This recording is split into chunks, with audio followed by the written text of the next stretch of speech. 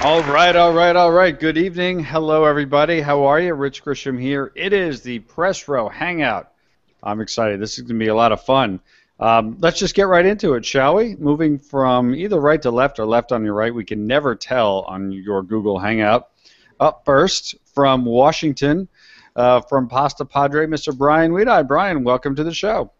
Rich, it's football season. Have you noticed? We got training camp back. Premier League kicks off in like 3 weeks. Oh, yeah. Well, that football too.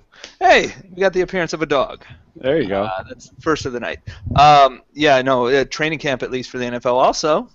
So there's all sorts of excitement going on in the football world, Rich. That's right. I'm going to the practice tomorrow, and it's a great time. Very exciting. Very excited right now. Yeah, there's absolutely nothing more exciting than preseason NFL football. It is spectacular. All right, up next we have from the great state of New Jersey, that sports gamer, Mr. TJ Lowerman. TJ, welcome to the show. Rich, I've been listening to ESPN radio, and I'm a little confused because I think football season started about 6 months ago. Am I wrong? Did I miss something? I listen to football in the morning. They're always talking football, and I don't know. It's true. The NFL dominates no matter what time of the year it is. And our special guest from the Doddcast and the soon-to-be-launched independent gaming website, Dodd Scientifics, our good friend Pete Dodd. Pete, welcome to the show. Hi, thank you for having me. I don't have any football jokes. We got a lot of good stuff to talk about tonight. You know, it's funny. It's been a rough summer for most sports game fans. Obviously, there was no NCAA football. You know, Madden is the first sports game that's coming out. That's not coming out till the end of August. But what's interesting is it gives us a chance to sort of dissect and talk about certain things that we mention on occasion here and there, but actually gives us a chance to sort of dive into them. So tonight we have three specific topics that we're going to talk about related to sports games specifically, as well as also sort of gaming in general. And then we got a bunch of great tweets from listeners. So everybody, thank you for joining. Real quick, before we jump into it, I want to take care of a little business. I'm not sure if you saw, but today the Press Row Podcast audio show went live with an interview with the executive producer Peter Garson of The Golf Club, which is an independent golf sim coming out in sometime in the next few weeks. It seems to be the case.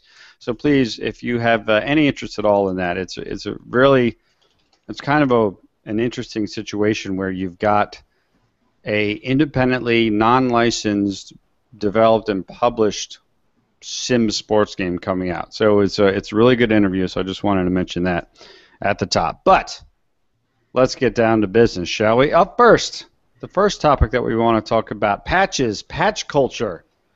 What does the fact that virtually every sports game gets patched not only day 1, but day 25, day 50, day 75, what does that mean? We've seen just recently both UFC and MLB The Show come out with significant patches. And it's obviously the norm with virtually all of our sports games and really almost all video games in general. Brian Weedeye, what is the impact of patches and the ability to have them be deployed right from the start and moving forward? Well, I'll tell you, it's a lot of it is theoretical on what it would be like if the climate for patches wasn't the same as we have now. Whereas, in the past you had games where they would release with issues and they could never be fixed. They just sat like that and you had to deal with them. A lot of people now assume that you have these issues because of patches, because developers can then come back and fix them later. And they feel as though they're part of kind of a beta culture when they buy that game on day 1 in particular, day 1 and the first few weeks. But I don't necessarily think it's all bad because there's a lot you can look at and say, would a developer have implemented this feature at all if they didn't have the safety net of going back and fixing something that might arise later? Do they have that a little more freedom because of the patches? I think they probably do.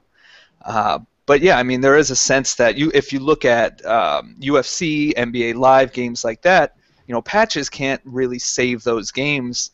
It's too late. So I don't think you can put out a bad product and think you're going to fix it with a patch. EA with Battlefield, they're not going to get everybody back who bought Battlefield 4. Consumers don't forget those type of things. They don't forget what happens when they first put the game in and what's happening when that's the most critical time for them is right after they get the game. So can patches be a benefit? Yeah, and I think we see that pretty often with improvements to games, but it's the fixes, the issues that are there from day one that they have to wait on to really have a fully functioning product that meets their expectations that really leaves that sour taste. TJ, is the patch culture in sports games in particular a good thing or bad thing, or just the sort of cost of doing business in 2014? Yeah, it's kind of a double-edged sword with these games coming out every year. They have such a short window to do it. If with the ability to put patches in, they can get 95% of the way there and then come in and patch it at the end and get that little extra bump in the month after it comes out or so. But the problem is when they don't get it that far along before they ship it, and like an NBA Live, by the time you actually put the patch out that actually fixes everything you need, nobody cares, nobody's playing the game because it wasn't good enough on day one to keep them going. That's the biggest problem right now. Pete Dodd, does the fact that a game can be patched not only at launch but after launch affect how these games are designed or developed, or has it not gotten to that point yet? I think it probably does to a certain extent. I mean, if we bring or use MLB The Show, a big point of the patch that just happened was for online play, which I still haven't even tested post-patch, so I don't know if it's any better or not. But they decided to go with dedicated servers, and I think they knew they had to learn this. Like it was going to be a process. It wasn't going to work on day one.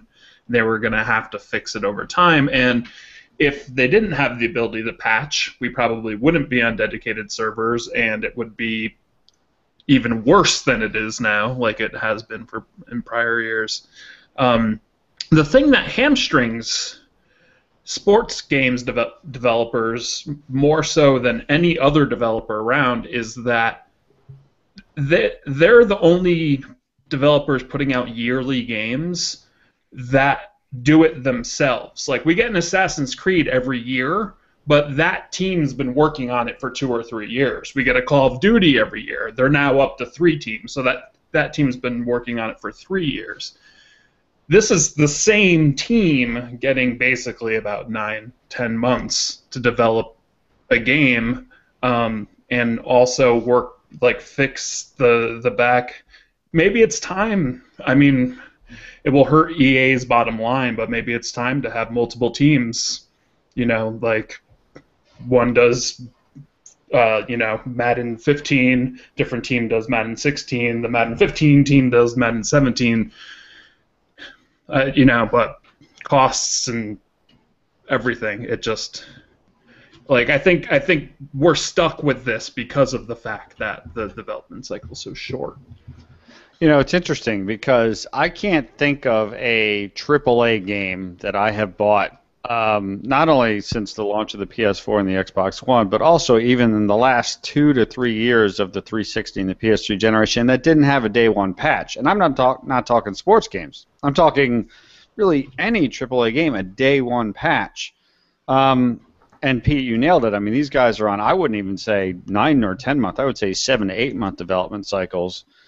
Right. And sports games these days are even more reliant on online connectivity. Like, you look at the World Cup game that came out for the 360, if you weren't connected to the internet with that World Cup game, you did not experience a lot. You didn't get the updated rosters. You didn't get a lot of those, daily challenges and matchups.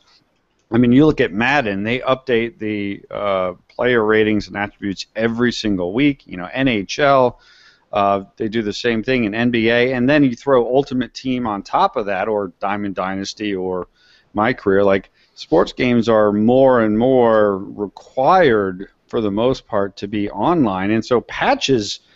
It's almost like there's this. It's really blurring, right? It's not just patches, but it's player rosters and ultimate team modes and online modes. Like all of this is getting lumped in, and I don't know. The one thing that I'm really that's holding me back from being cynical and saying this makes it easier to be lazy is that the reviews come out, and the reviews always reflect the day one launch product.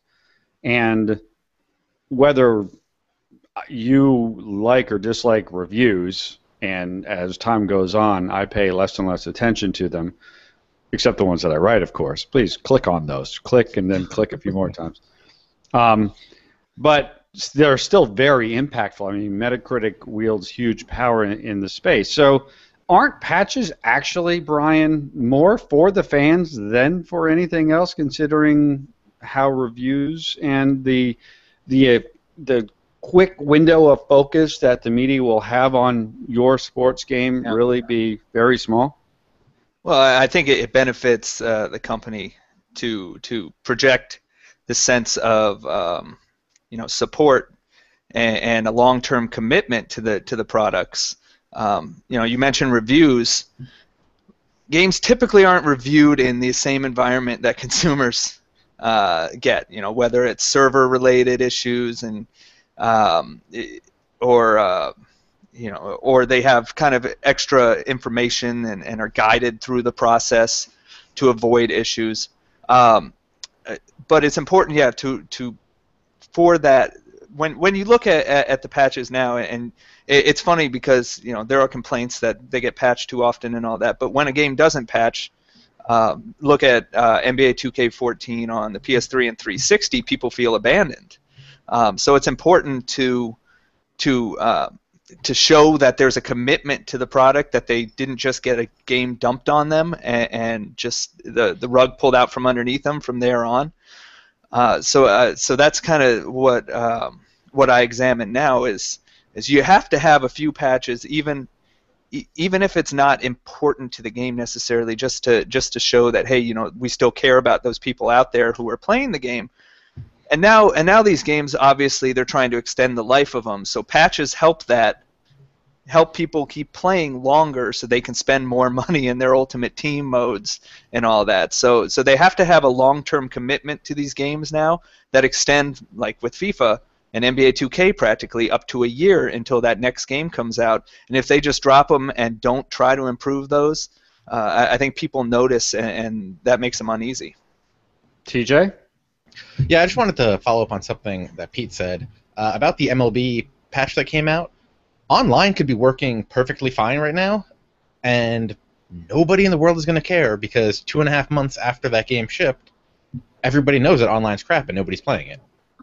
So that's going to be a big problem. But also the Call of Duty thing he was talking about, now that there's multiple teams working on it, I think they've really splintered their fan base. Like, I'm not going to buy or I might buy this new one, but I'm probably never going to buy another Infinity Ward one. I'll probably stick with Treyarch, and we'll see what happens with these guys. But I guess they sell enough copies that if their fans break off into following one of the 3 lines that they're going with, that's okay. But for a sports developer, they just can't do that. Yeah, and people have suggested that idea before to go to multiple teams, 2-year development cycles or whatever. And with a sports game, it really wouldn't work.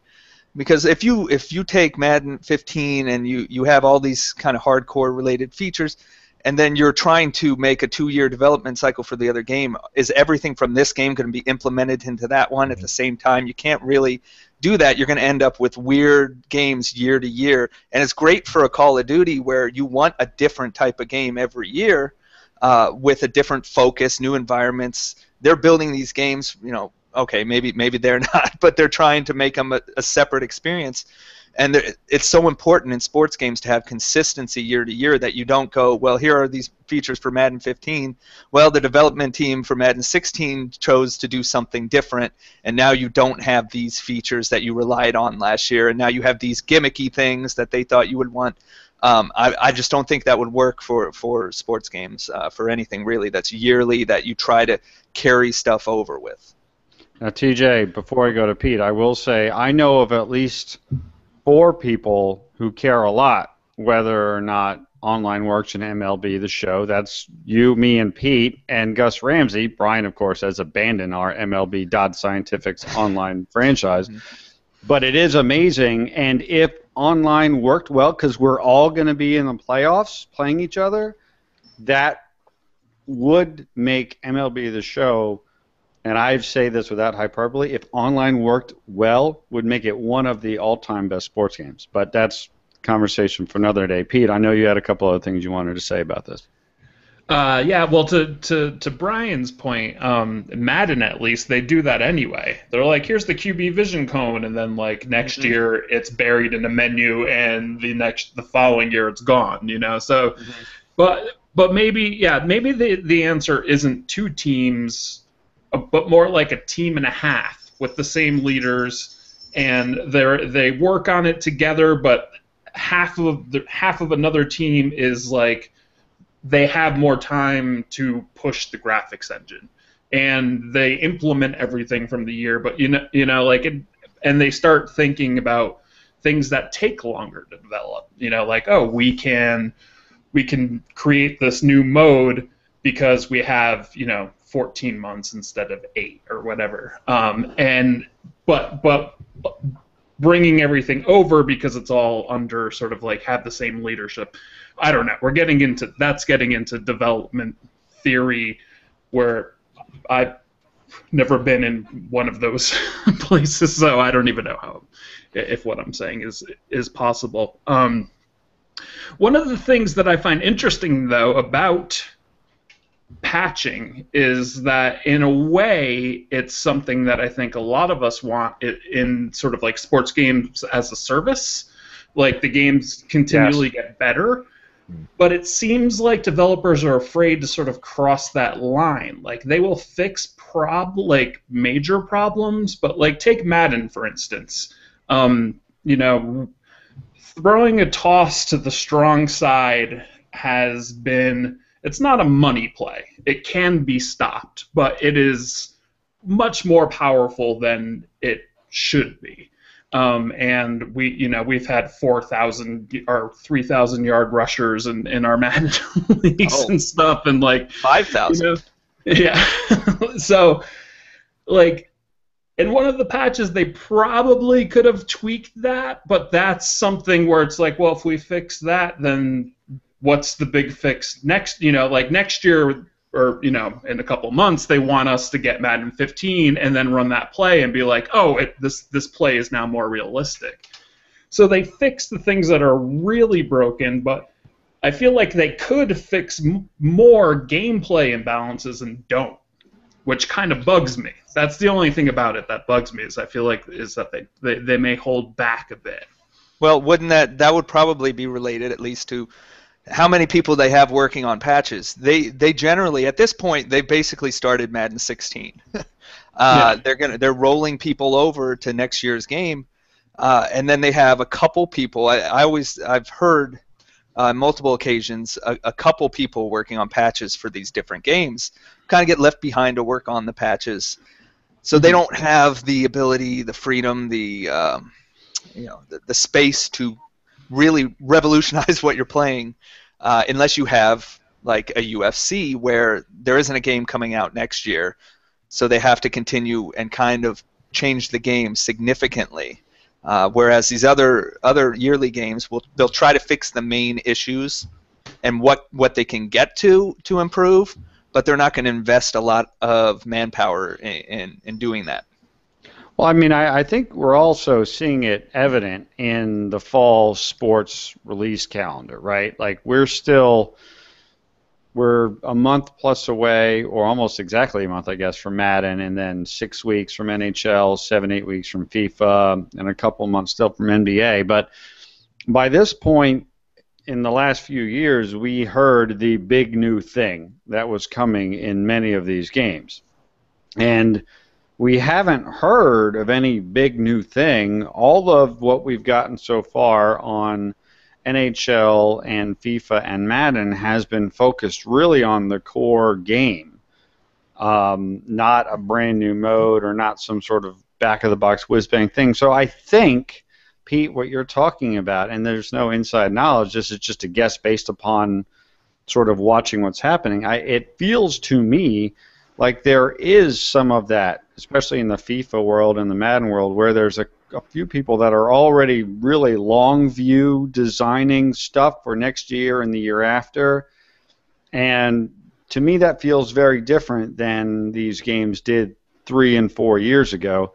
And I think it has to do with a lot of things. There's been some change at the leadership positions at the top of EA, where a former EA Sports guy is running it, and you know the Madden team and the FIFA teams, the executives are different. So, you know, again, there's a lot of conjecture. This is it could be completely off base, but it feels to me like that's what's happening. And also, to your point, Brian, again, I talked about at the top of the show, the golf club is going to be a sports game as a service.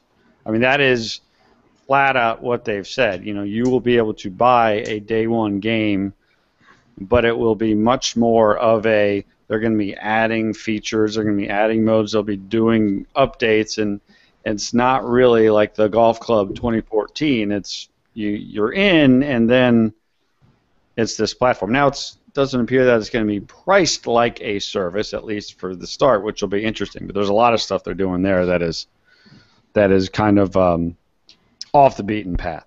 TJ, any last thoughts on this before we move on to the next topic? Yeah, especially with the EA Sports titles coming out this year, they've even had an even shorter cycle than normal, having to release all the games for the PS4 and Xbox One. That's why I guess we're seeing a lot of stuff for NHL, just because they've had so much extra time to work on these new versions. Although we still haven't gotten confirmation that GM Connected is going to be in it. If GM Connected is somehow not in NHL, there's going to be problems. That's all I'm going to say. There's going to be big problems. All right, the next topic. This was inspired by Mr. Pete Dodd, actually. The topic is commentary. Does commentary matter? Pete, the last time you were on the show, you mentioned casually how you basically turn off the commentary in MLB The Show, and it's actually a much more pleasant experience. Not necessarily, I don't think, because the commentary is so bad. It's just kind of gets repetitive, and perhaps it is bad. But long story short, commentary is a big focus of all of the sports games, right? I mean, Nance and Sims coming on board in Madden a couple of years ago. Obviously, this year in NHL, you got Doc Emmerich and I said Tony Granato last time. Eddie Olczyk, you know, and Pierre Maguire, I believe, behind the glass, and you know, in NBA, I don't notice it as much, but that's because I'm not listening to the commentary. But even so, in all of the big sports games, well, that's because I'm on the treadmill listening to podcasts. But commentary is a big deal. Pete Dodd, does commentary matter to you? Yeah, it does to a certain extent. I mean, it helps. Like we have never watched sports in our lives without commentary, typically. I mean, unless you're like in a really loud bar and the TV's muted. But for the most part, when we watch sports, it has commentary, so it feels kind of weird. But it also pulls you out of the experience when they repeat the same stuff over and over and over again. And so I've actually found the happy medium in MLB The Show, which is I have the play-by-play guy on, and I have both color guys off. So I don't have to hear the same stories about my players every single time I play the game. Madden doesn't allow you to do that, though. You can't turn Phil Simms off. So it's like, and so with Madden, I just have, I mean, I literally only play Madden for the Press Row Madden League. And when I play those games, I'm usually streaming, and I don't even have the game sound coming to me. I have it going to the stream, and I listen to music. Like, I've gotten to that point with the commentary. Like, it just bugs me that much. And I'm a Giants fan. Like, so I love what Phil Simms did for us, but I can't stand him in the game. I mean, like, he's hard to listen to on TV. He's even worse in the game. It's the same stuff over and over again. And he's always wrong. He's like, last week this quarterback was awful. And I'm like, what are you talking about? He threw for like 350 yards and had 2 touchdowns, no interceptions. It was like my best game ever with the quarterback, and Phil Simms is telling me it was awful. So yeah, like it's part of the experience, and it needs to be there, but also when it messes up, it pulls you out of the experience just as quickly. TJ, what does commentary mean to you? Absolutely nothing, Rich. You know why? I listen to great shows like the Press Row podcast and the Dodcast rather than listening to these guys. Usually I'll listen to them for the first 1, maybe 2 games. Then other than that, I pretty much just throw on my headphones. It got to a point where I would literally have my headphones on, and then I would have earbuds on under them, listening to podcasts, so you really couldn't tell. But, yeah, I mean, if they do it really good, like FIFA, then I'm interested, just because I don't know how to say those guys' names, and it's always fun hearing that and switching it to French and listening to them try it in that language, even better. But the regular play-by-play stuff, like Pete said, I've heard, Straight Paint 94 on the corner from Steve Lyons about 87 times in one game. It's ridiculous. Go turn it off. Just do the play-by-play and in that game, and it's a million times better. Yeah, you'll hear this. I mean, you obviously get the same stuff, but you don't get the same stories and the same color lines over and over and over. You know, it's funny. Go ahead, TJ. No, go ahead, Rich. Go ahead. I was going to say, I love the FIFA commentary, but it's really because of what you said, TJ. Like, I learn of how to say players' names when I'm playing FIFA because of that. You know, I know how to say most of the baseball player names.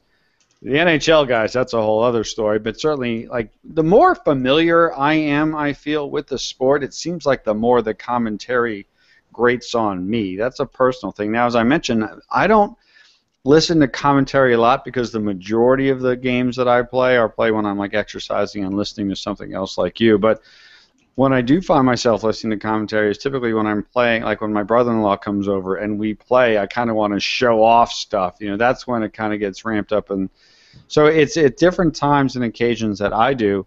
Brian Weeday, does commentary matter to you? And also, and perhaps more importantly, what about the community, the people that you interact with on Pasta Padre? It seems like it's a really big deal to a lot of them. It really depends on the game. You know, commentary can make a good game that much better.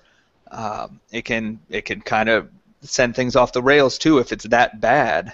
But if you look at a game like MLB The Show, which is already a good game, commentary people have been complaining about for years. It's dry, it's old, it's recycled, but it's not keeping people away from the game. Now, TJ and Pete may be in the minority in turning it off, but for me, commentary is about a flow to the game, a feel to what's taking place, and you really get that enhanced sense of drama from it when it's done well. And so when it's on a good game already, if it's NBA 2K, which has great commentary, if it's FIFA, which has great commentary, that's great. But if it's a mediocre game that has poor commentary, it can really make it all unsettling. If you go back to the Maddens with Gus Johnson or the radio guys, you know, you lose that authenticity that is so critical to feeling in the moment of these games. And like it was said before, it can take you out of those moments.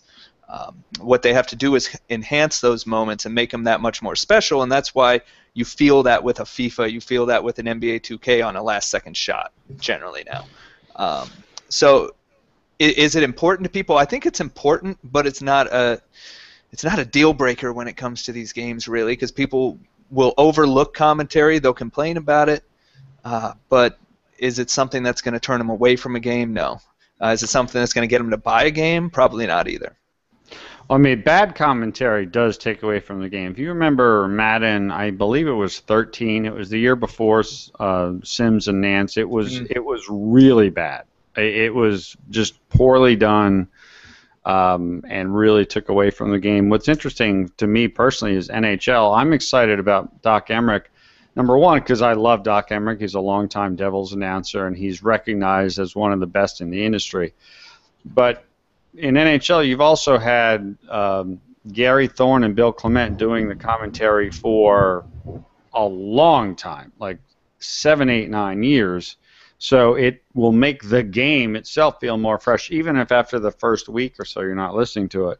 I think one of the reasons commentary works so well in FIFA is because the flow of the game is slower and there doesn't need to be as much commentary. In fact, if you watch a soccer match, there's a lot more periods where no one's saying anything. And that actually, I think, FIFA does a nice job of having those empty spaces. You know, Pete Dodd, you and I were talking a while back. NBA 2K is recognized as for having really good commentary. But if you play My Player, which you and I do extensively, pretty much after the second game, you are going to hear the same story about your player every single time. Yep. And I think a point you made earlier, or I believe it was you, that like the more familiar with the sport you are, the worse the commentary seems. I have a lot of European Twitter followers and people I follow on Twitter, and they hate commentary in FIFA because they grew up, so they have the same feeling with that we do with MLB The Show. It's like they've heard, they know how to pronounce everyone's name. They've heard all of the stories a million times, and et cetera, et cetera. But I agree with you. To me, the FIFA commentary is fantastic. The other thing is these companies spend a significant amount of time getting the commentary. I mean, dozens of hours every year with the commentators in the booth. The actual software engineering to stitch together all of that stuff and match it up to what's happening on the screen is an incredible task. So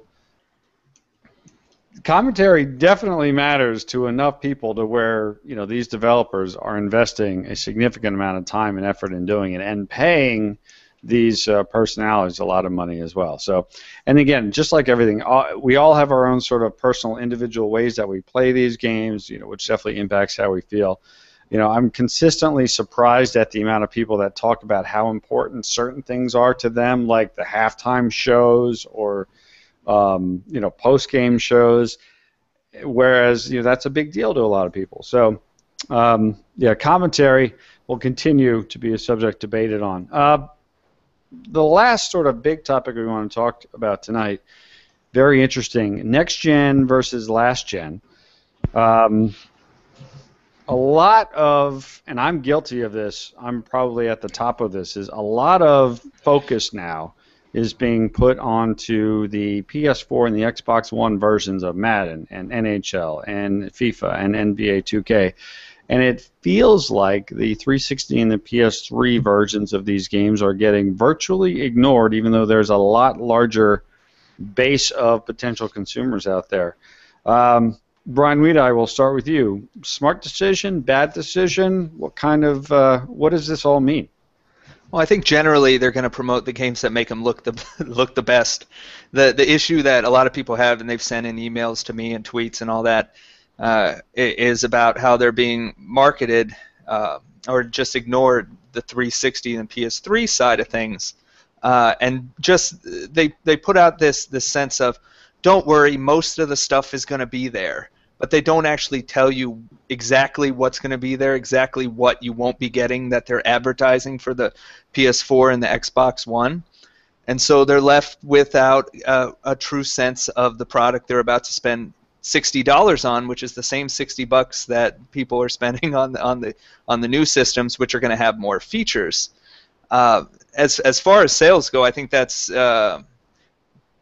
important for these companies to go where the sales are going to be. And right now, that's with the Xbox One and PS4. They're going to sell more, even though the user base, the potential user base, is lower, because there's a more active, engaged community.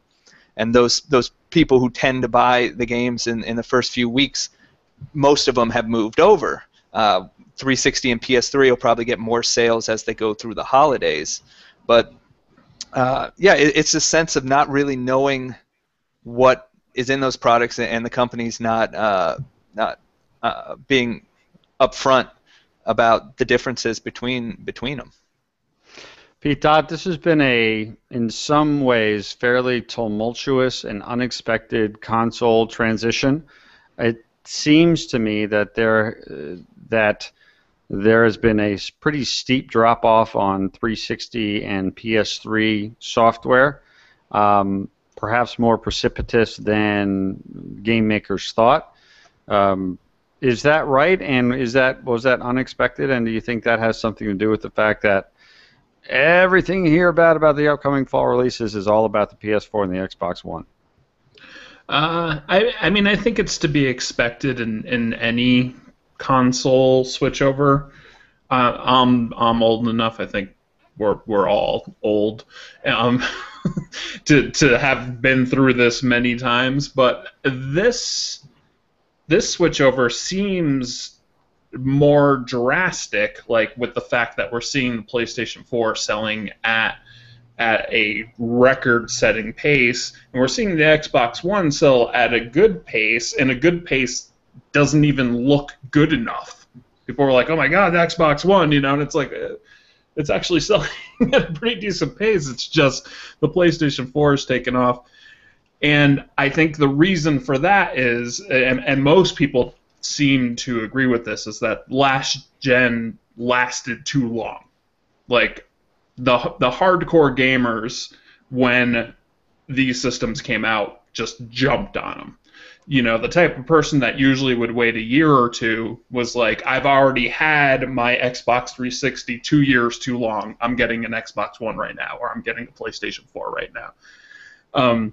If you look at the sales numbers, which we do with all games, like on the Dodcast, it's always in the U.S. and in Europe. It's always PS4 first, Xbox One second, Xbox 360 third, PS3 fourth, in just about all genres and all games. So if that's happening right now, by next fall or this coming fall, it's going to be even more so. So it makes sense, to me to focus on that. And I think, I don't know. I mean, buyers need to be vigilant. You have to, if you see something and you just assume it's going to be in the last gen versions, you may get bitten. So look on the back of the box. Make sure that it says like new physics engine or whatever, whatever mode or whatever. But Pete, it's a digital future, man. There's no back of the box. Come on. Well, what did they have that paragraph that you can read on the store? There's so many specifics that these companies will promote. Even just today, giant list of hardcore type features for Madden's gameplay. We have no idea whether any of them or what of them are in the 360 and PS3. Again, they may say, just trust us. Most of what you want is going to be in there. But there's zero way to find out exactly what are in those games, it's kind of scary. And I don't think it's that different from the way the last gen transition happened. EA turned their all their promotion to 360 and PS3 back at that time. But I think even back then you could get more information from retailer websites than you can right now. So I'm not sure how people go about actually informing themselves on what's actually in the 360 and PS3 version of these games. You look at NHL, man, it looks awesome. Look at all these great features. Who knows what's in the 360 PS3 version that's going to be an Xbox One, PS4. TJ Lauerman, your take? It's a crapshoot. Get a next-gen console. Forget about these old things. Got to do it. Don't want to get left in the dust, right? I still haven't hooked up my 360 since Easter. I unplugged it to bring it somewhere. Didn't play it there. Brought it home. Haven't plugged it back in.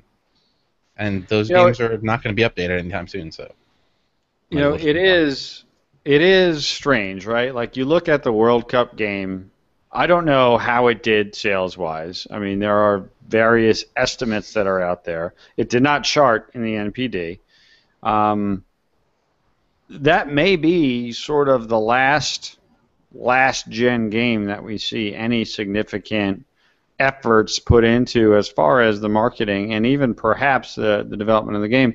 And like me personally, I am all about next gen. Like I am a PS4 guy. Like I'm getting all of the new games on my PlayStation 4. That's what I care about on Press Row. That's what we're talking about when I interview the guys making the games. Those are the versions that we're talking about.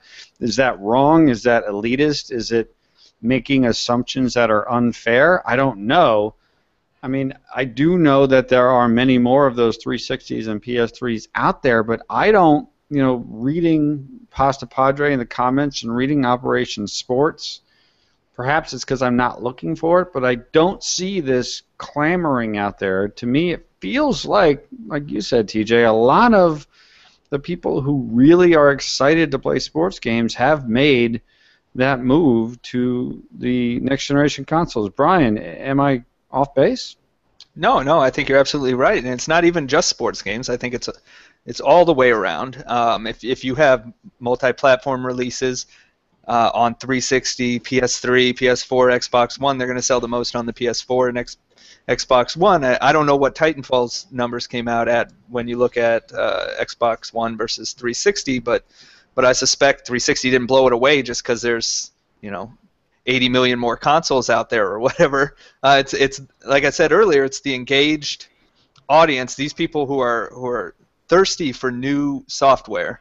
They want something new to play on these systems, and it's the people who were active on the 360 and PS3 at the end of its life cycle who moved on to the new systems, and those are the same people who buy all the games. So there's always going to be some level of support for those systems for the next 5 or 6 years.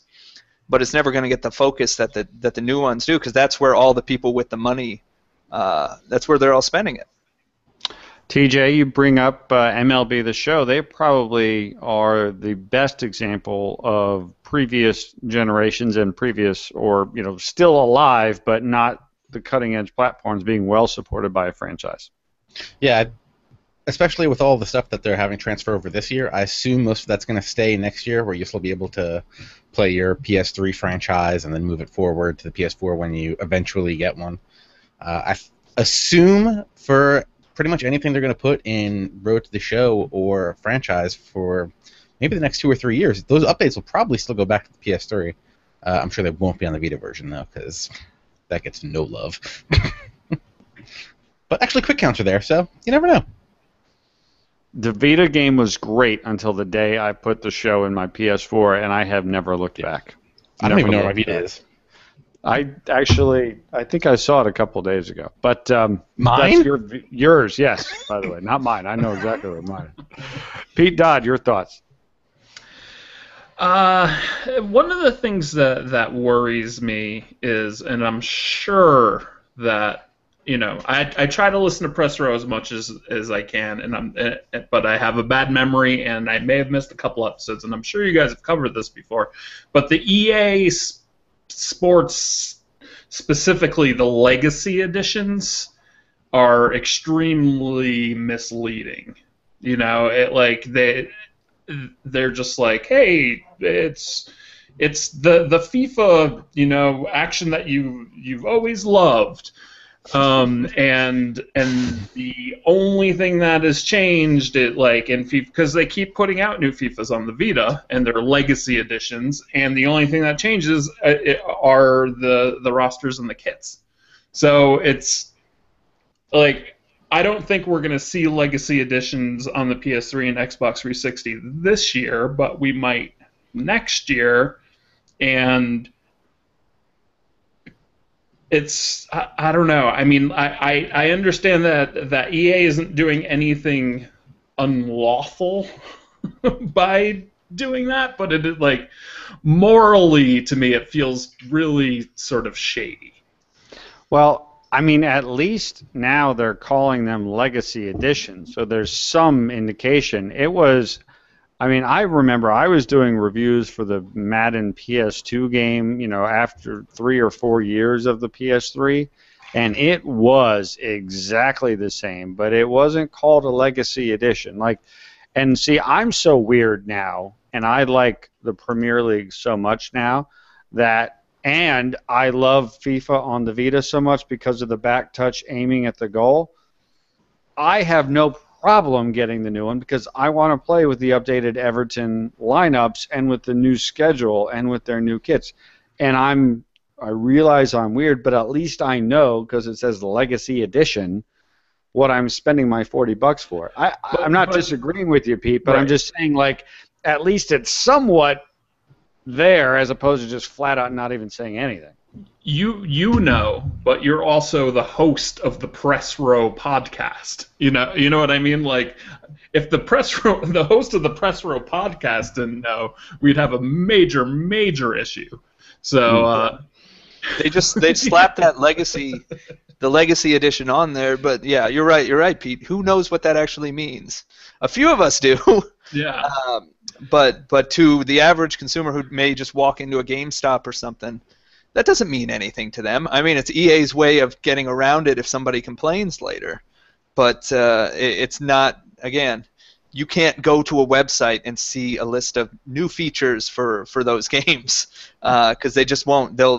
Instead of showing you, no, there's really nothing new here, they'll just leave it empty or just hope you assume that there's more to it than that. And that's disappointing to me. But look, EA was putting out Madden on the PS2 through Madden 12.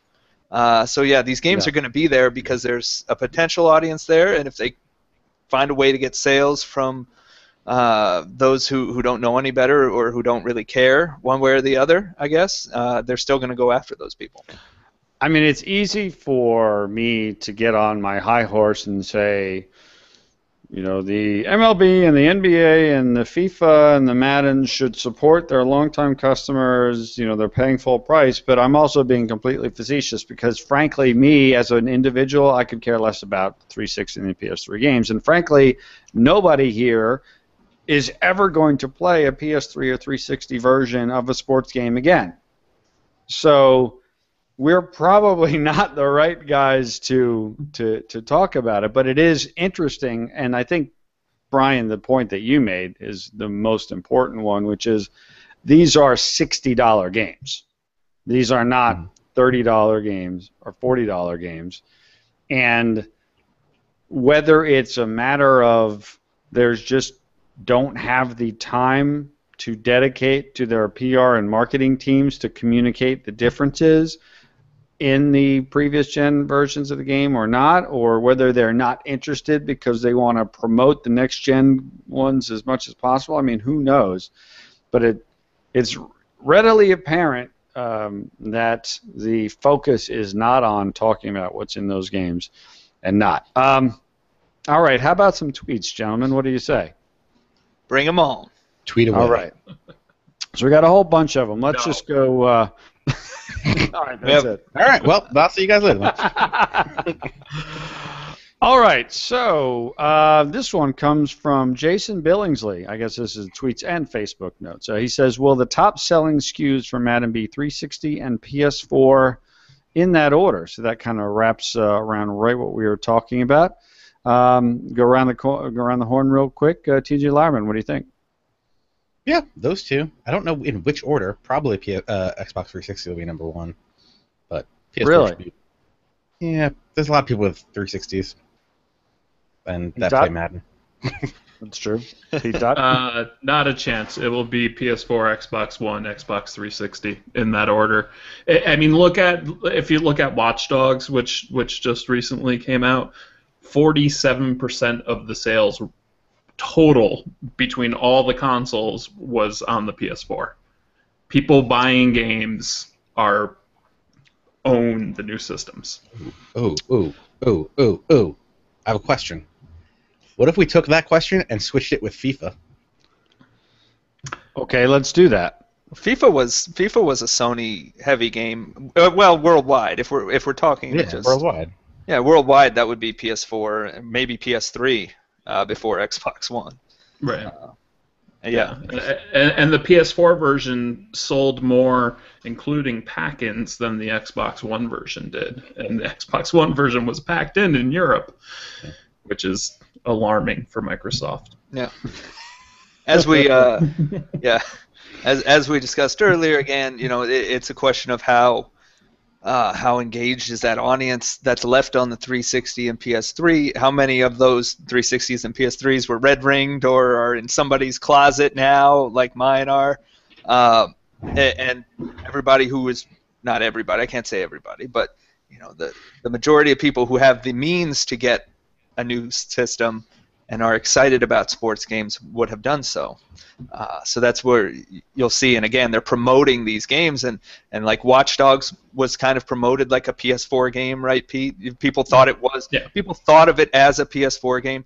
Right. Now, there's no more Microsoft unprecedented partnership with EA this year. That was just a one-year thing.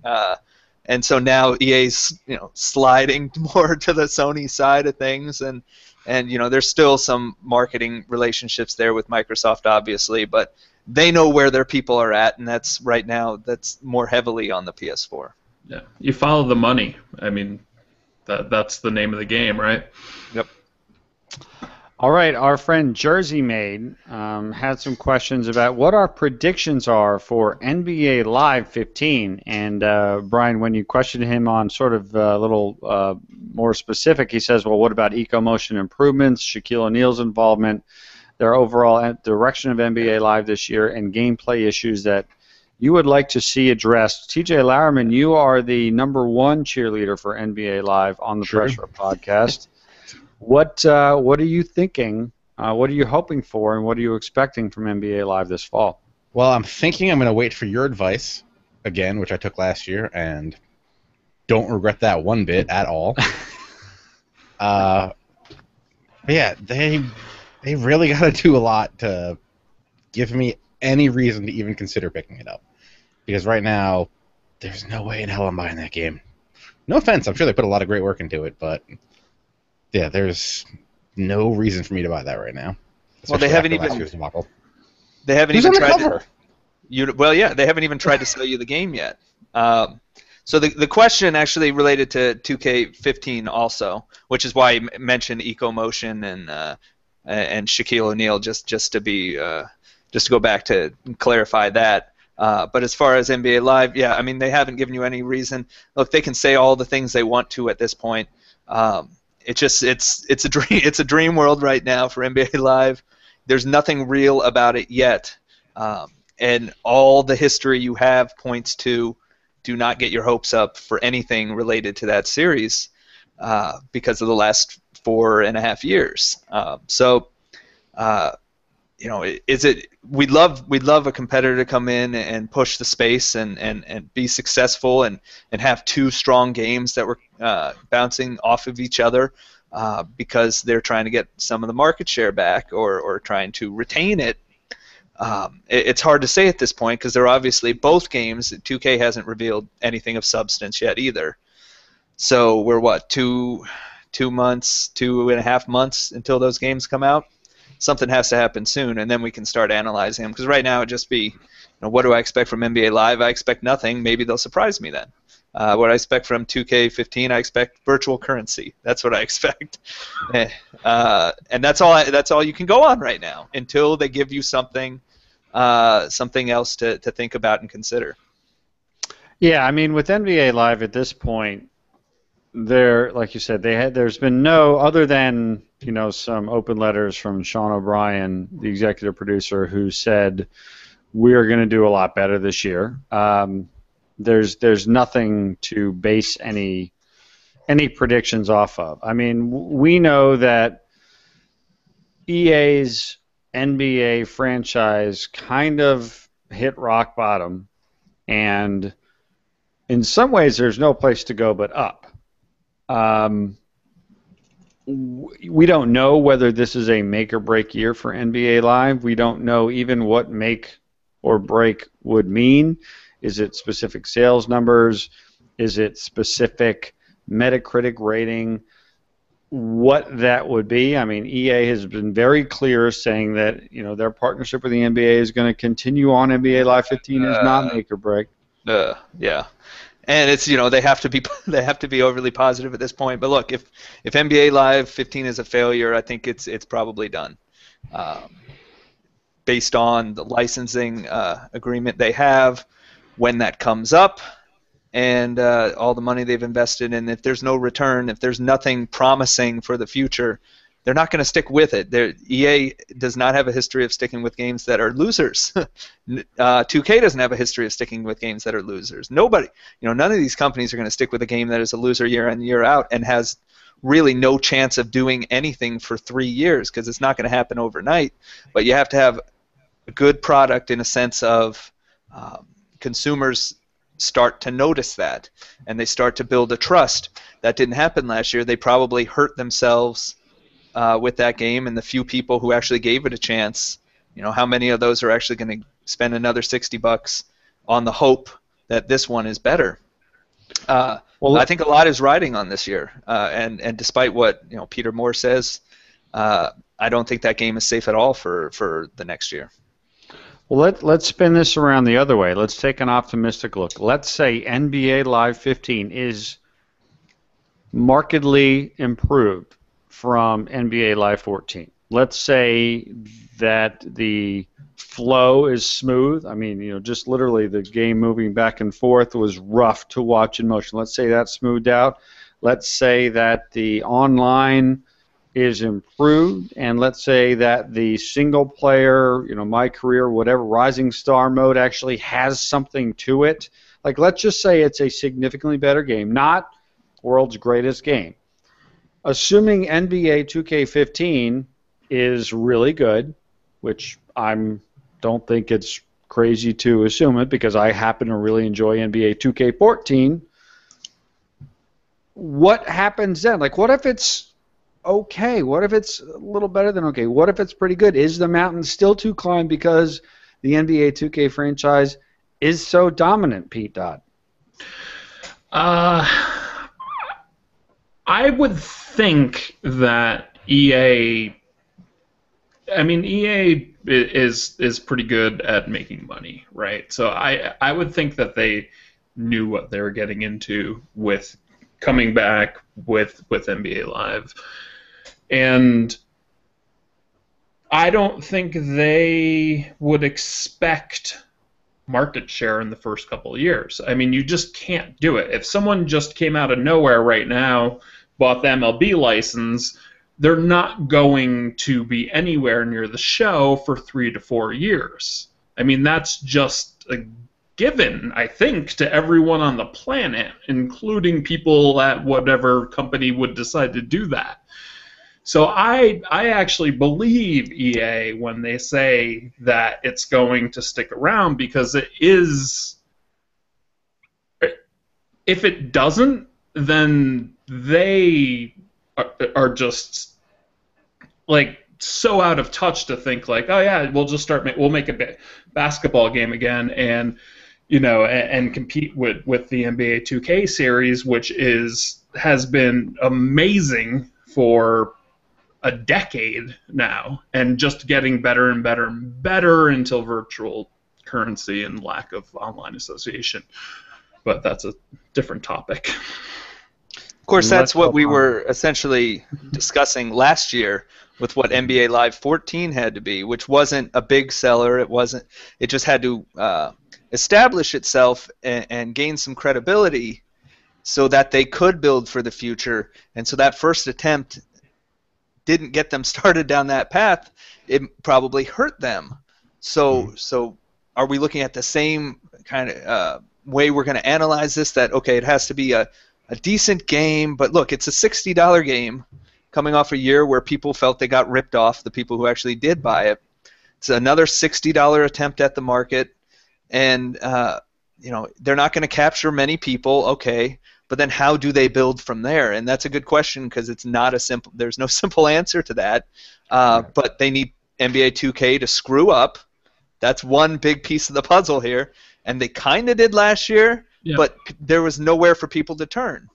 So even if they're upset or disgruntled with the NBA 2K14, were they going to go to live now? No. So they missed the opportunity there that they might have had. So now if they have to reestablish themselves again, you're looking at they're running out of time. They can't just keep doing that year after year. All right. Next one. We're actually going to do two at one. These are both related to the golf club game. Up first, Paper Nut, our good friend. He says, "Do you think we will see more customizable sports games like the golf club game in the future?" And then another good friend, Dennis Butler, says, "The golf club Press Row Golf Tour. I want in. Discuss the likelihood of this happening. Please make it happen." And I will say this: after speaking with Peter Garson and the golf club team, the whole notion of customizable, configurable tours that you can invite your friends to and you can play at your own pace, sort of, without a lot of the sometimes difficult to arrange requirements of having people log in and be there at a certain time, opens up a whole lot of stuff. And I could definitely see the Press Row Golf Club tour being a thing. If so, I'm going to ask you, TJ Lauerman, are you getting the golf club and you going to be in? Yeah, man. I thought you were going to ask me to run the whole thing, in which case I was a little skeptical, but I'll be in it. More than happy to be in it. Yeah, I'm really looking forward. So let's do it.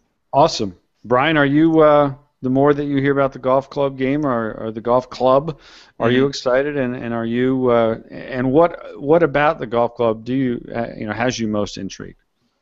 Well, yeah, it's interesting just because the approach is so different than what we're used to, and obviously there's no licensing involved, but it's all based on customization, and this works because it's a golf game. It would not work really in a team sport environment where there are already licensed games and where people care. Tiger Woods, for example, was mostly, Tiger Woods brought people in, but it was mostly about your created guy once you got deep into the game.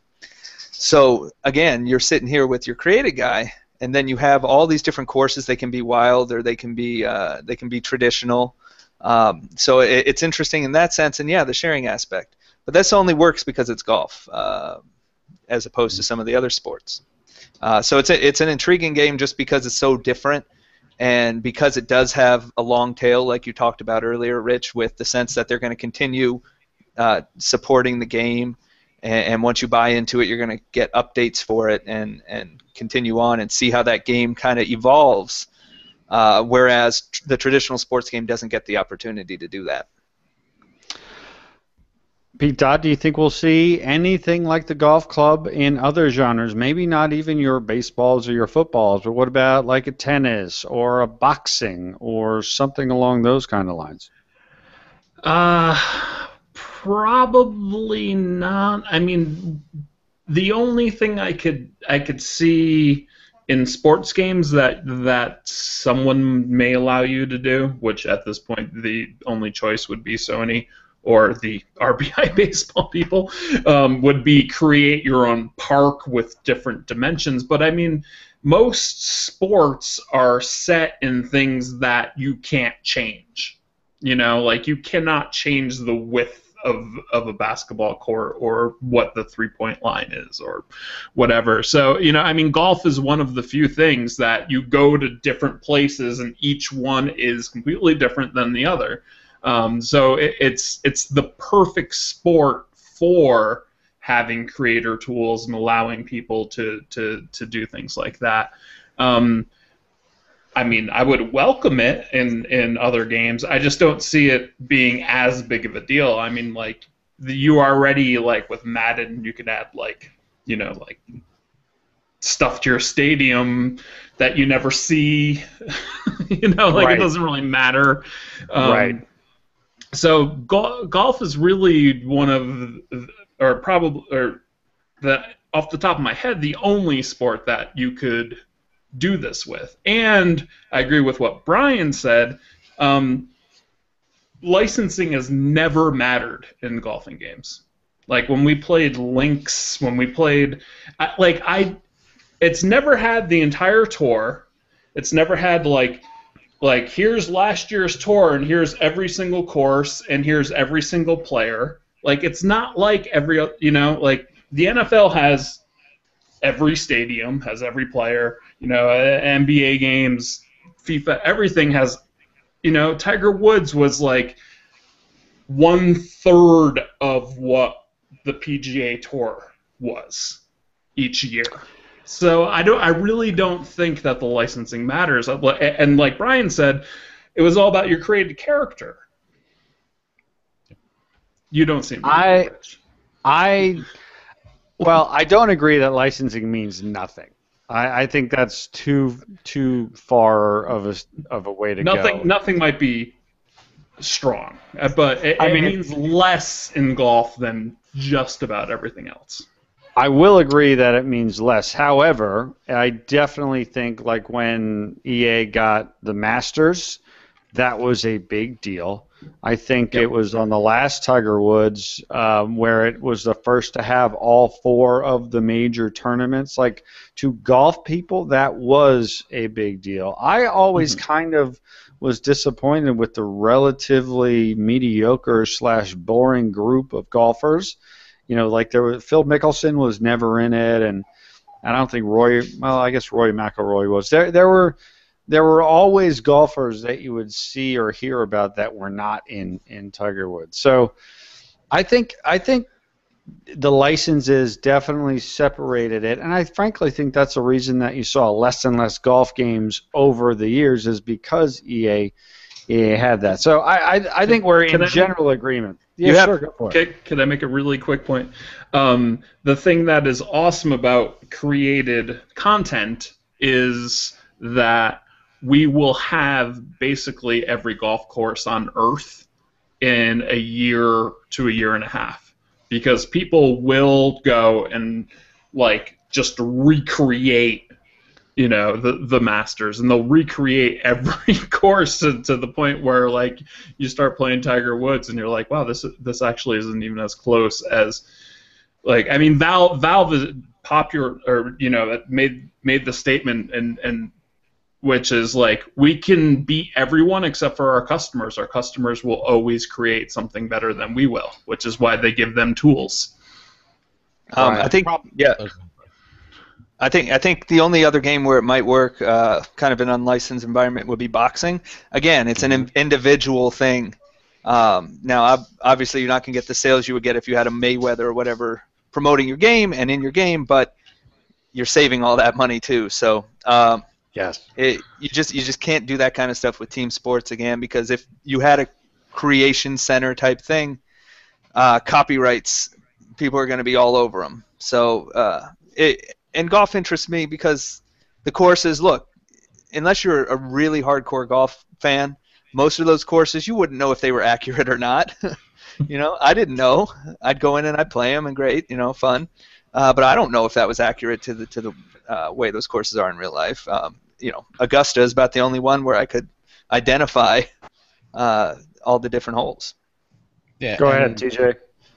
Yeah, I was just going to say, I had a discussion with Owen Good on Twitter. We were talking about how if you're going to have a fully customizable game, you got to be really careful, because I know there was some, I think it was D1 AA schools that were making sure EA Sports took down any teams that were made in Team Builder using their logos and their rosters and stuff, because they didn't want that kind of stuff in. So if somebody does go in and make the Masters exactly in the golf club game with their logos, assuming the PGA Tour actually recognizes the golf club game, they might go after them and try to make sure that people aren't being able to put up either trademark content, or I don't know how you trademark a golf course, but I'm sure there's some way to do that.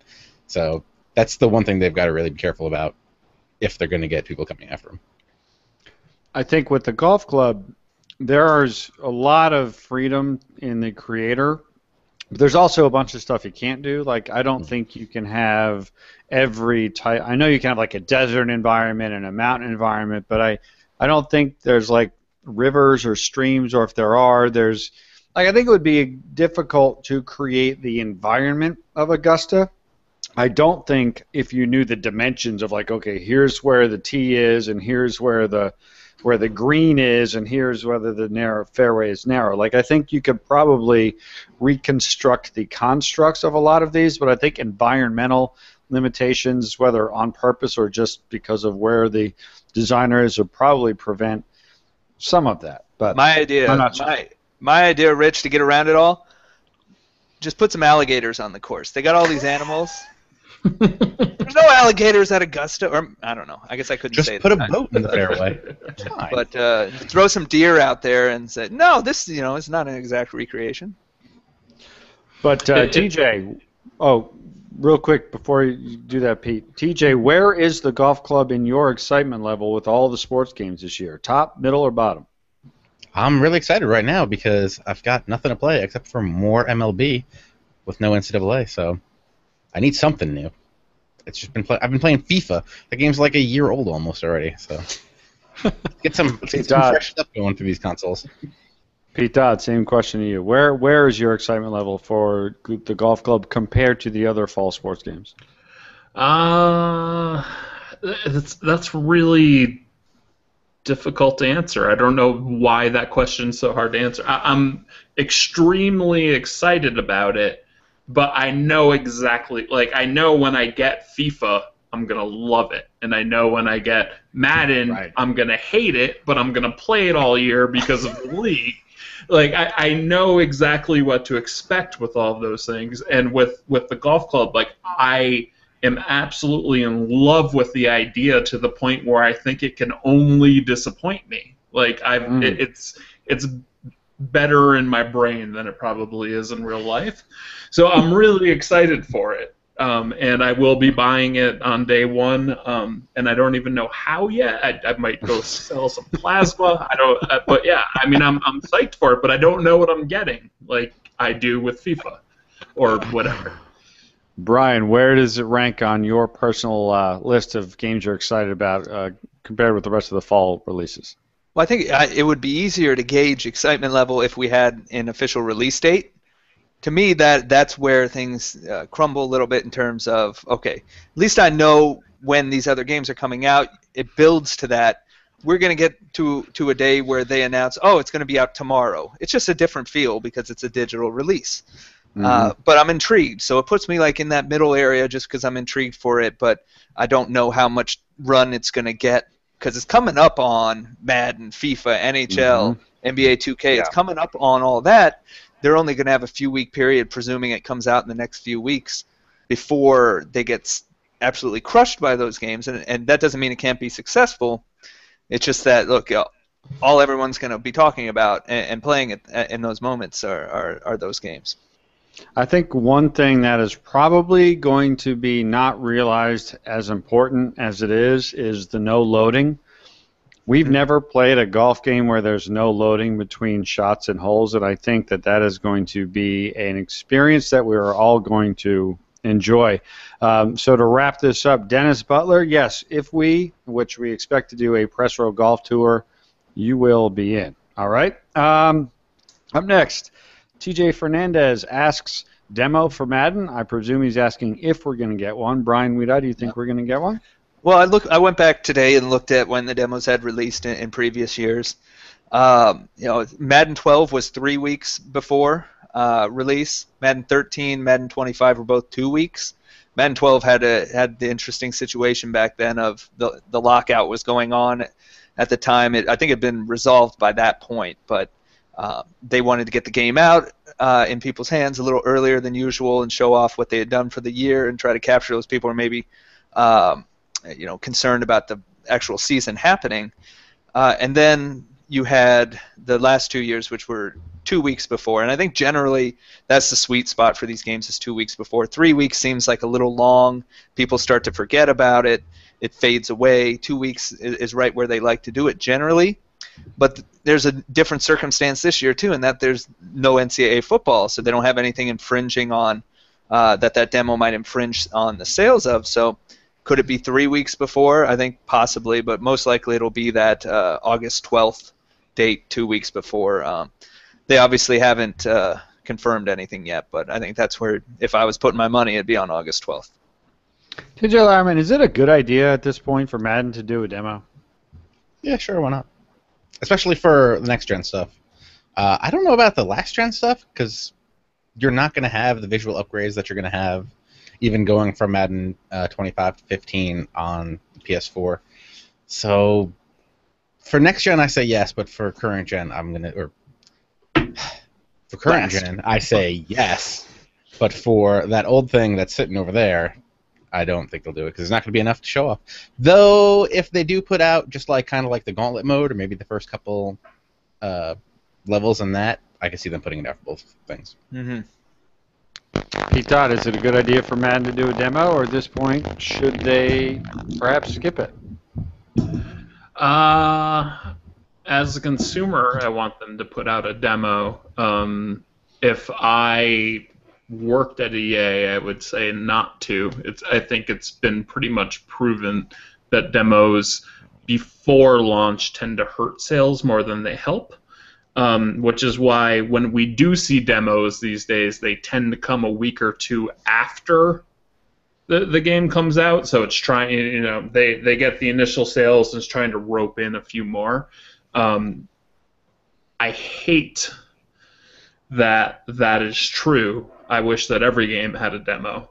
Just being, on the consumer side and not an EA stockholder or any company stockholder, but. Yeah, demos tend to hurt more than they help. But for me, I know I'm buying Madden no matter what, so I can't wait for the demo because I'll get to play a slice of it. You'll get to hate it 2 weeks early. All right.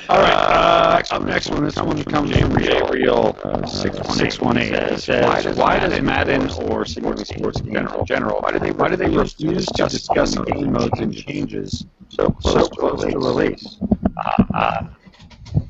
TJ, what in the world are you doing? I was checking to see if it was my headphones or your microphone. It's going crazy. This is an interesting question. Yeah, it's Rich, right? Yeah. What? Is it just Rich that nobody can understand? Yeah, it's just Rich. Oh, Rich. Oh, boy. Get your crap together, Rich. Oh, Okay, you know what? okay. It's been long enough. You have to unplug. It's USB, right? Unplug it and plug it back in. Max. Crazy. This is Okay. This is our Chief Technical Officer, TJ Lowerman, who's walking Rich through the process of unplugging a USB mic from his Apple machine. Well, if you want me to tell you, there's a problem with the USB ports in a Mac. I think if you use the one closer to the power outlet, after like an hour and 15, I think it screws up the What? the thingy thing. It's a thing. That happened with our Rich and I's podcast last week. I had to cut out a chunk at the hour 15 mark. Look, guys, I listened to it at that point. So I know what goes on. It's either that or Rich wanted to be a robot. All right. How about now? Anybody? Yes! Okay. It's actually worse because I prefer you as a robot. Yeah. I'm Rich. All right. Eagles. Let's try this again. The question is, why do Madden and seemingly sports games in general refuse to discuss game modes and changes so close to release? Now, this is a change. If you remember when the Connected Careers, which is what it was called a couple of years ago, it's now called Connected Franchise Mode for Madden, that was unveiled at E3. So you're talking early June, and then it obviously shipped in late August. Now we're getting to the point where we're a month away, and if there are brand new modes or new features, we don't know anything about them. There are a lot of potential factors to this. We've talked about it a little bit. Brian, one of your famous forum dwellers or comment dwellers, Keith, has pointed out a couple of times, and accurately, that EA has dramatically reduced the amount of PR and marketing costs. Because, he pulled it right from the shareholder meetings. It could have something to do with that. It could have something to do with the fact that these games have longer shelf lives. They're still making money from Ultimate Team right now. They're releasing new cards in FIFA and in Madden, so why push it? Or maybe, like this year, as we talked about earlier, maybe there isn't that big new thing to talk about. Is it all of those things? Is it none of those things? What do you think, Brian Weedon? Yeah, it's a combination of those. That's why you don't hear about the Madden Ultimate Teams or the FIFA Ultimate Teams. That's the last thing they tell you about. Generally every year. You haven't heard about it this year. Franchise is interesting because that's not a mode where they're making money on. And traditionally they put that information, like you said, Rich, out earlier in the year. They haven't gotten to that with Madden yet. NBA 2K hasn't talked about anything, but going back and looking at their history, That's not unusual. Late July and into August is generally when that stuff starts to happen. So there's some of it that isn't so out of the ordinary. It's frustrating to sit around and not know that information for people. Eventually it'll come, or it won't come, and then you'll know nothing happened there. So yeah, I mean, it's a sense of wanting to keep people playing longer, those older games, and then going through this motion of how they think is strategically the best way to introduce people to the product, and then the best way to build excitement so that it crescendos right at or around release time. Generally that leads to the demo, and then the demo leads to the game.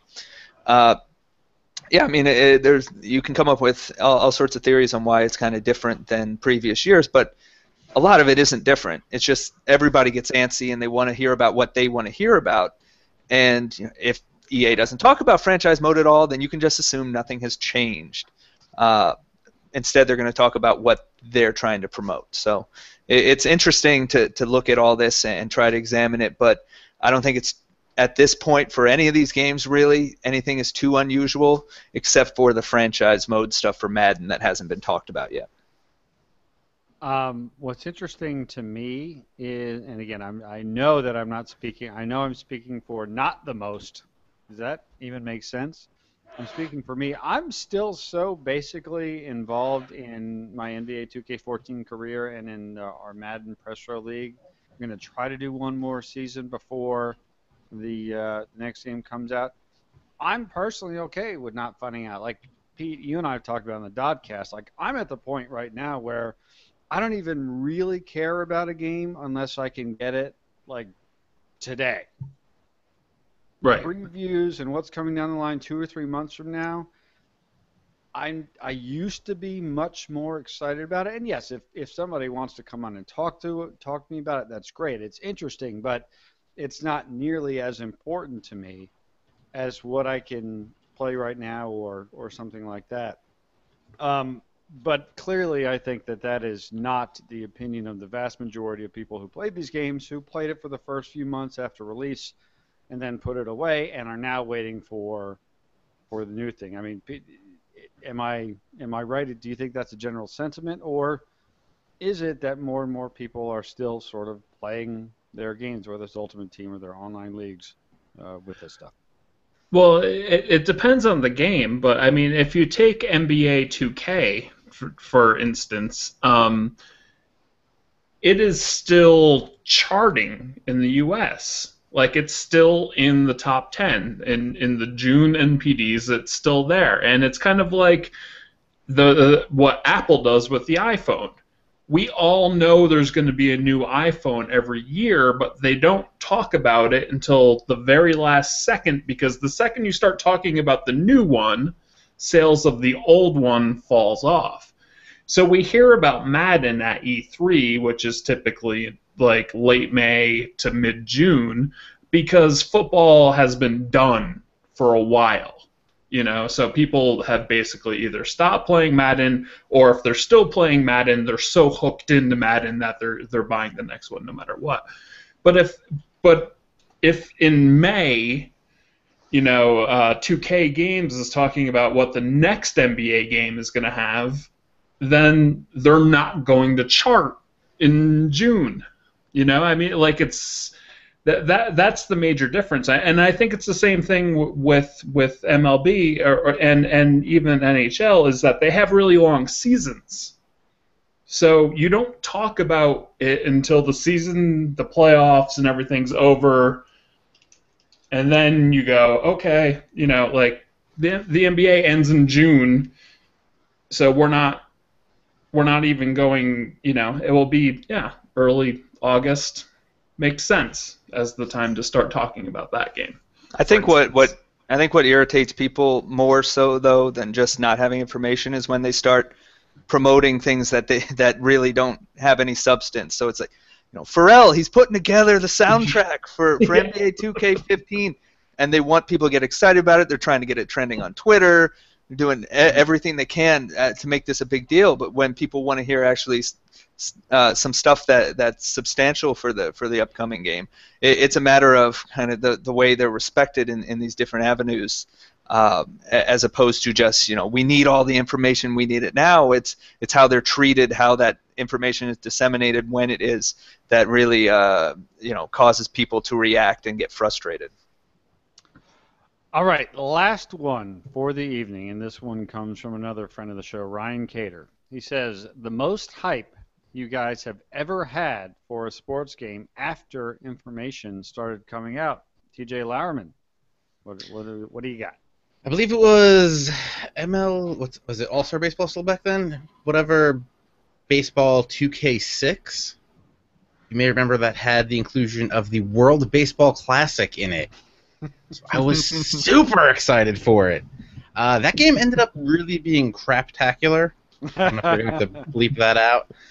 But that is the first game I started using the aim the bat where you want a swingy thing stick button. I don't know what that thing's called. You know, this thing, hit with this. But yeah, everything else is just, the problem with sports games, as we always say, is not much is changing from year to year, so there's nothing really super excited to get excited about, except GM Connected. Whenever they put that in, I'm sure we're all really excited about it. Good point. Over. Pete Dot. It probably just happened, which is weird because the generational transition from like PS2, Xbox into PS3, 360, the sports games were awful in the first year. They were really bare bones. But I was really excited to play all of the sports games that came out this year. And for the most part, they all delivered. There's some missing pieces here or there, but yeah, I mean, I don't think I'm going to get as excited as I do. I mean, you get the new hardware, and you're just like, oh, I can't wait. Madden's gonna be crazy different, and then you get it, and it's not, but it's still Madden, and you still have fun and whatever. So yeah, I guess each new generation, because it raises my hopes. Brian, would I think I'm at the age where everything that isn't in the most recent 10 years just all blurs together. So I don't remember specific releases really before then. Some of the ones I was really excited about were like MVP 04. That was really in a stage of, that was the time when people were starting to really get active online. And we were learning about, this was the first time I remember the concept of EA's 3-year plan, right, where they were rebuilding triple play and MVP baseball. MVP 03 was pretty good. It just didn't have a lot of features. It didn't have online stuff like that. So MVP 04, and then I think NCAA 09, because of Online Dynasty, was another one that I got really excited about because it was so innovative in that sense, and I knew it could kind of influence a lot of other games to go that direction, and it changed the way I played games and kind of got me excited about playing online again. I'd gone through a big phase where I played a ton of online games like Madden 04, Madden 05. I played hundreds of online games against random people, and then that wore me down. I didn't want to play online anymore, and then we got back to kind of an environment, a social sense of online play. That was much more a positive experience. But of course, guys, the only right answer you can give is NFL 2K5. So just go back, amend your answers, or else you're going to get killed online. Well, actually, I would actually say 2K1 because it was the first football game online. Yeah. And I think I played that game every day from when it was released until 2K2 came out. Mm-hmm. I'd be surprised if I missed more than 5 days in the entire year. I forget what game it was, but it was a 2K college basketball game. The first year they had online for that. I love that game. Well, I don't remember if it was a good game or not, but I loved, my modem, like going online, playing other people. That was pretty amazing back then. Yeah, the answer for me was NFL 2K for the Dreamcast. That, to this day, I remember being more excited about than any game, any sports game, because like you said, Pete, new hardware, new experience, new way to call plays, new perspective, new immersion. And I was so hyped and I was so broke that after a few days of having it, I was so let down that I returned the Dreamcast and all the games that I bought and got all of my money back. Bad move, Rich. Oh, Bad man. move. Yep. Best console ever made. How'd you miss that one? I don't know, graphically so far ahead of what was happening on the PlayStation 1 also. I mean, it looked like to me I was like, this looks like TV, which if I looked at it now, it probably would not look like TV at all. Yep. There was another game, and this was a game that, I don't, do you guys remember VR Baseball for the PS2? It was a very different take on baseball, and I remember it came out right before the very first interleague baseball started happening. So what year was that? 95? Hmm. 96? And I read about it, and I was very excited about it, and I actually did thoroughly enjoy that game a lot. But yeah, the answer for me from a hype sports game will always be NFL 2K or the Dreamcast. All right, boys. I think this has been a show. I want to thank everybody for watching tonight, and this will be put out in audio form next week.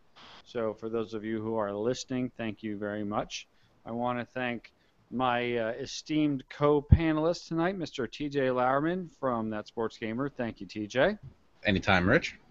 Mr. Pete Dodd from Dodd Scientifics. Thank you, sir.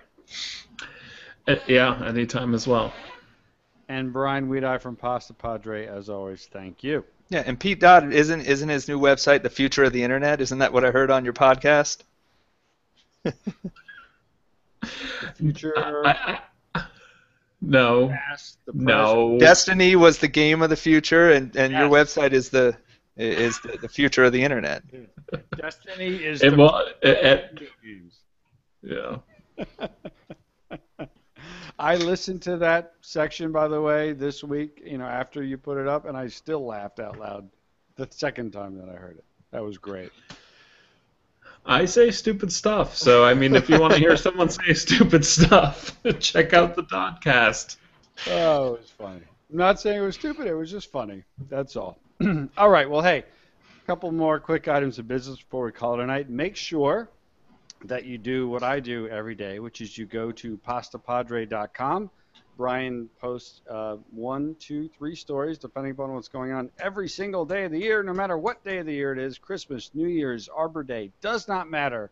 Brian Weedeye posts an article. So It's automated, so when I die, that will continue. Don't worry, it's gonna keep going.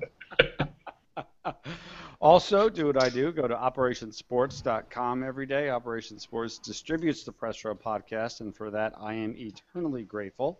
Go check out TJ Lowerman at That Sports Gamer. He's constantly twitching and tweeting and streaming and what all the kids do these days with their video games and their That makes him sound like he Yeah. smokes meth.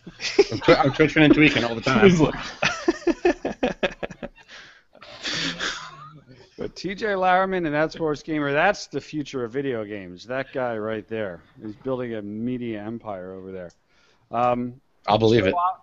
So, on behalf of Brian Weedeye from Pasta Padre, TJ Lowerman from That Sports Gamer, our very special guest, Pete Dodd from Dodd Scientifics, I am Rich Grisham. Thank you, as always, for watching and for listening. We appreciate it, and we'll see you again real soon.